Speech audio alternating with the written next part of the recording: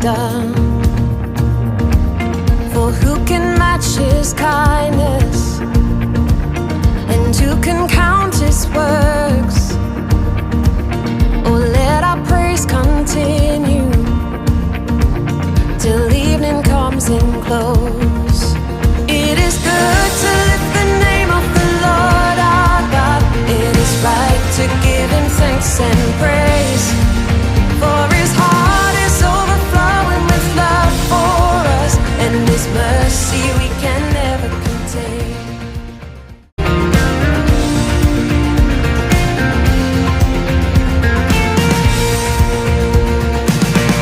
Each and every morning we'll tell of his great love,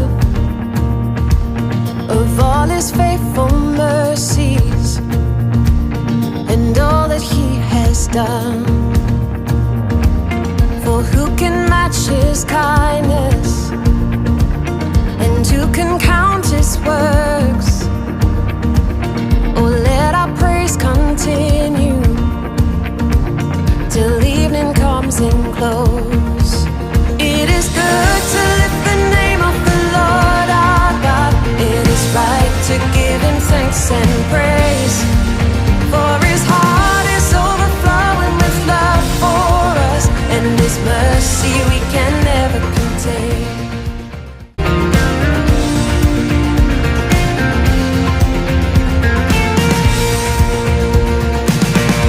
Each and every morning we'll tell of his great love. Ang Diyos po ay nagbibigay sa atin ng kalakasan. Kanya ako pinapalakas, tinutulungan. Kasi nagiging tatay, nagiging ina na ako. May kasama ko yung special child. Hindi mo naman utos-utusan yan. O, minsan nga yung naranasan ko nung nandyan yung bahay, kaya nga nilipat ko yung bahay namin dito. Noon naburing na siya na wala kaming kasama. Kasi may gitara ko dyan, naburusit kami. Minsan yung tatay niya. Pero nung time na yun na hinanap yung tatay, walang mag-driver. Walang mag-driver. Yung mga ibon, alaga ni tatay na yan. Pinapakan niya dyan, nakakakuha ng kwan. So, saka yung kuryente, walang magkukuryente. So, nung time na naburing, minsan may istante ako dyan, sinisira niya. Minsan, sinataktan niya ako dahil maburing na siya. Pero hindi ko pwedeng iwanan, pinagpito lang. Ganon, tsaga lang, ako na lang yung umiiwas. So, talaga alam ng mga kapitbahay ko dito paano ako sinakyan, masaktan, kung yung mga taong na pinapabalitan na, kung sinasabi ko na, sa Diyos mo na lang, ang Diyos na lang yung pangka ko. Yun, kaya yun, napakaraming problema, pero sa totoo lang, nakasabay sa mga problema ko. Ayan, nagkasakit yung anak ko, nagkasakit yung apo ko. Time na kasalukuyan na may problema ako sa kasawa, katatapos ng kasal ko yung anak ko, tapos nagkasakit ko yung time na yun na hindi ko mabilang, biglang namatay. 2016 namatay na yung dalawa, yung kapatid ko nalunod, sabay silang mag-asawa. Tapos kinamuga, namatay naman yung pamangkin ko ng anak. So bali tatlo yung namatay ng August 2016 na sabay. So kasalukuyan na pupunta ako sa Cubao, nagsiseminar, at may ministry ako sa Tala. Pero kahit namatay yung pamangkin ko noon, nakaburo, iniwanan ko pa rin. Bakit? Kasi inuuna ko pa rin yung trabaho ko para kay Lord, yung ministry ko. Kaya sabi ko, kahit may problema, iwanan yung problema. So, mahalaga yung pagsunod mo kay Lord.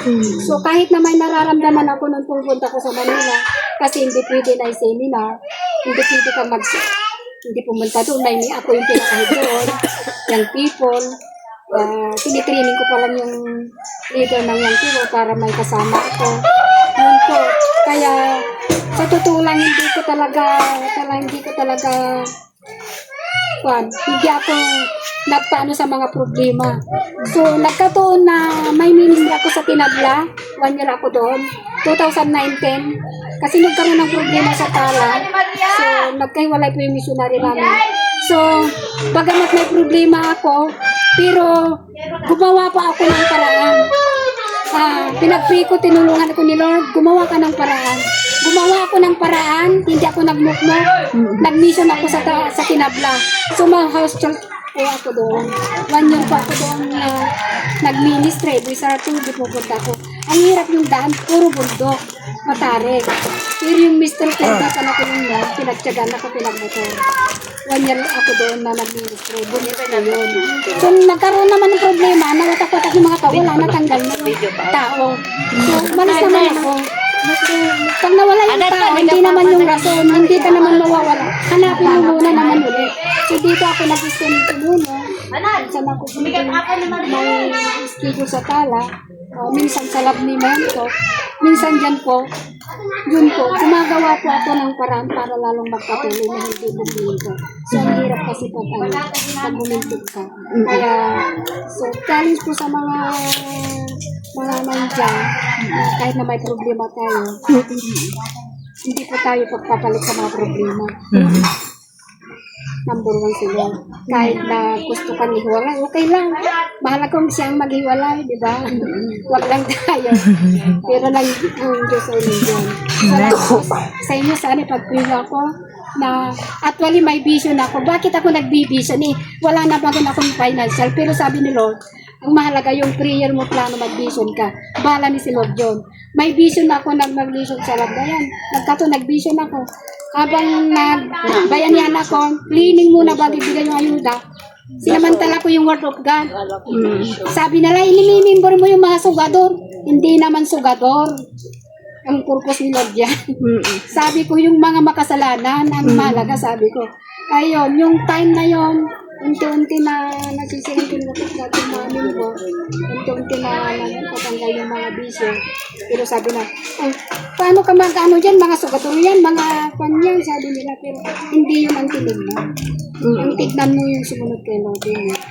Saka yun, pag-pray ako sana may vision ako. Hindi ko alam. Pero alam ni Lord yun kung saan ako ipadpad. Bahala na. Basta iniipon ko yung nandyan mga damit, sapatos, bag. Kasi magagamit yan na hindi lang sagos. Kasi may plano ako. Kaya pinag-pre-pre ko na may maka-sponsor para hindi lang dito sa Lamnon. Kasi mayroon sito dyan na nakaabang na gusto kong puntahan. Bakit? Kasi vice chieftain ako dito. Chieftain sila sa sito. So, may banding kami. Kaya nakakausap ko sila. So, sila, dahil isang katutubo rin ako, hinanap nila pa rin yung katulad nilang katutubo na mapagbanding. Kaya yun, salamat po.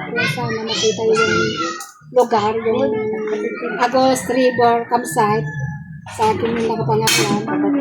Kaya sana magustuhan yung balik po kayo. Salamat po.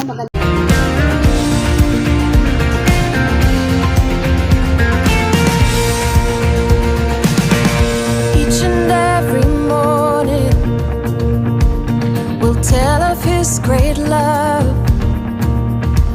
of all His faithful mercies, and all that He has done.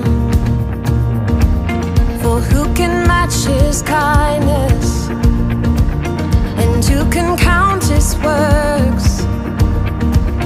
Oh, let our praise continue till evening comes in close. It is good to lift the name of the Lord. So, good morning po sa lahat at una siyempre salamat sa ating Panginoon na palagi ko pong sinasabi, our God is a generous God. Kaya maging tayo na mga anak ng Diyos, sinasabi natin na generous yung God natin. So maging ganun po tayo. At salamat sa Panginoon kasi nagpadala po siya ng mga angkel po this morning. At salamat kay Pastoral sa lahat ng mga kanyang pinagpapastoral sa Vargas. Tapos po kaming nagpapasalamat. Isama na po na po yung ating asawa. Kahit wala po dito, kami po buong pamilya ay nagpapasalamat sa Panginoon, sa inyo. At sa paglilingkod po sa Panginoon, tayo po ng mga anak ng Diyos. Lahat po tayo, nilalahat po po. Wala na pong pinakamasarap na buhay, kundi yung paglilingkod sa ating Panginoon. So tuloy-tuloy po tayo sa paglilingkod. Maraming pagsubok, problema, kahit nga nung hindi pa tayo mananampalataya, meron na yan. Amen? I-homots mo ngayon. Hindi po nawawala yung problema, yung pagsubok, pero hindi nagtatapos doon. After ng trials, may triumph. Amen? Kasi kasama natin palagi si Lord. Pasalamat tayo sa Panginoon kasi lahat ng laban ng buhay natin, nandiyan siya palagi. Amen? Kahit ano pa yan, akala natin minsan parang hindi tayo naririnig, pero kasinungalingan po ng diablo yun. Ang katotohanan po, lahat ng panalangin natin, alam ng Diyos. Hintayin lang natin yung kanyang tamang oras, tamang panahon, na pagtugon niya sa ating mga panalangin. Kagaya po ngayon, sabi ko nga po kanina, yung nasa table na yan ay talagang answered prayer po kami. Sabi ko, Lord, alam mo po yung kalagayan namin, alam mo po yung mga kailangan namin. So, thank you Lord talaga. At hindi ko pa talaga kilala si kapatid personally. So, nagulat ako na may tumawag. Then, na-remember ko po na parang Martin nga ang tawag kay Pastor Romana. So, salamat sa Panginoon. Alam niyo po, sa totoo lang, ang galing ni Lord, yun lang. Talagang the best si Lord. Pag may mga ganyan, pag nag-isa na lang ako, Lord, sabi ko, saludo talaga ako sa iyo. Ang galing mo. Kaya, bagamat minsan, hindi tayo perfect sa ating paglilingkod, sa ating Panginoon, pero ang Diyos ko kailanman. Hindi po. Kaya, God bless po sa ating lahat. Merry Christmas. At alam ko po, yung malaking bagay na nagawa po ninyo sa aking pamilya ay mas marami po yung ibabalik ni Lord. Kasi hindi natin kayang talunin si Lord sa giving. Amen? Hindi natin kayang talunin. Yan, yung mga yan na binigay nyo, na malaking bagay sa amin, mas marami po yung ibabalik. Amen. So God bless po sa atin.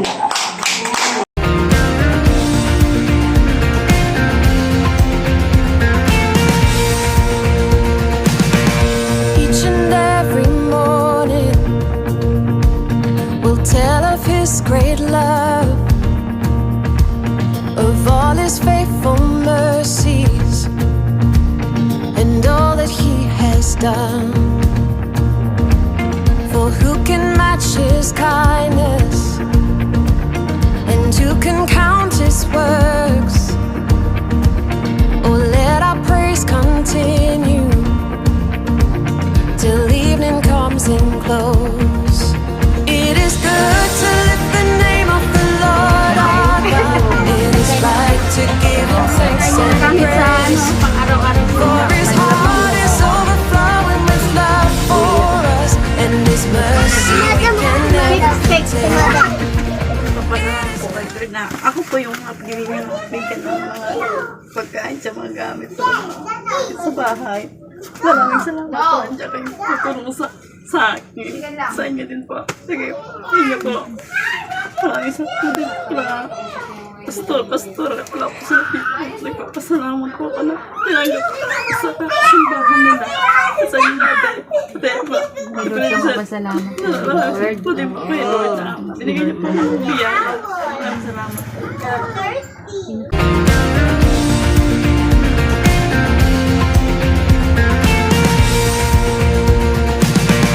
Each and every morning will tell of His great love,